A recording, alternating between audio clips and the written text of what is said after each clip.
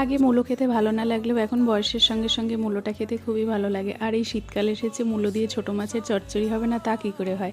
আমি এখানে চচ্চড়ির জন্য আলু, মূলো, শিম, ফুলকপি আর বেশি করে মূলো দিয়েছি, আর অবশ্যই ফুলকপির ডাঁটাটাও নিয়েছি, এর সেন্টটা কিন্তু খুব ভালো লাগে। আর নিয়েছি 1 মুঠো পেঁয়াজ কুচি।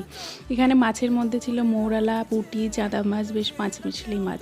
কড়াইতে তেল দিয়ে আমি মাছগুলো ভেজে নেব বেশ কড়কড়ে করে, না হলে ওই চচ্চড়ির মধ্যে দিলে ভেঙে যাবে। কড়াইতে তেল দিয়ে আবারও তেল দিয়ে জিরে আর রাঁধুনি, তেজপাতা ফোড়ন দিয়ে সবজিগুলো দিয়ে দিয়েছি। আমি এখানে আগেই নুন হলুদ দেবো না, সবজিটা একটু ভাজা করে নিয়ে তারপরে নুন হলুদ কাঁচা লঙ্কা দিয়ে দেবো। এবার ওপর থেকে মাছটা দিয়ে হাত ছেটানো জল দিয়ে মিডিয়াম থেকে লোয়ের দিকে আঁচটা দিয়ে আমি 5-7 মিনিট ঢাকা দিয়ে রাখবো। এর মধ্যে চচ্চড়িটাও গলে যাবে, আবার মাছটাও বেশ নরম হয়ে আসবে। এই যে রাঁধুনির সঙ্গে মূলো আর ফুলকপির সেন্টটা যে কী ভালো লাগে।